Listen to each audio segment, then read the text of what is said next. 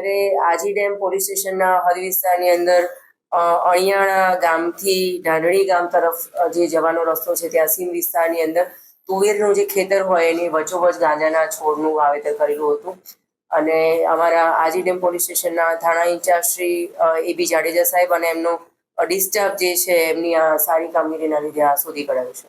આ જે છે એનું કુલ જે વજન 380 કિલોગ્રામ 223 કિલોગ્રામ થશે અને 1,11,00,000 રૂપિયાની એનો મુદ્દામાલ થશે અને એક મોબાઈલ.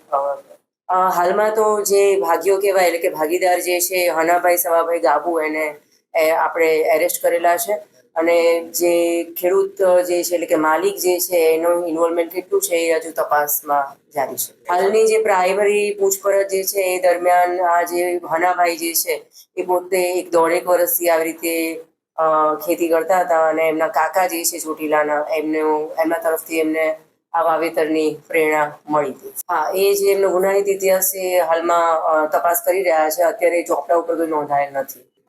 ના, એ પણ હજુ આપણે તપાસ કરીશું, કારણ કે જે રીતે નશામુક્ત ગુજરાતનું અભિયાન આપણે ચલાવી રહ્યા છે એના હેઠળ સ્પેશિયલ ઓપરેશન ગ્રુપ અને તમામ થાણા ઇન્ચાર્જને સેન્સિટિવ કરવામાં આવ્યા છે. એટલે માનનીય પોલીસ કમિશનર શ્રી અને અમારા DGP શ્રીની સૂચના હેઠળ રોજે રોજ આવી રીતે અલગ અલગ મોડસ ઓપરેન્ડીથી જે પણ ખેતી કરતા હોય કે વેચતા હોય તો એના માટે આપણે કામ કરી રહ્યા છે.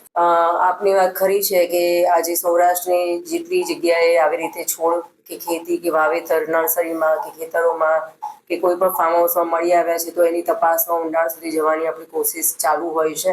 તમામ તપાસ એજન્સી આની અંદર ઊંડી પણ ઉતરતી હોય છે, પણ હાલમાં હજુ આ તપાસનો વિષય છે એનું હું કહી નાખું છું. બીજે મેં અગાઉ જણાવ્યું એમ કે ચોટીલામાં એના ઓળખીતા કાકા જે છે એ અત્યારે હાલમાં પ્રાઇમરી દ્રષ્ટિએ જણાવે છે કે ત્યાંથી એને મળ્યા છો.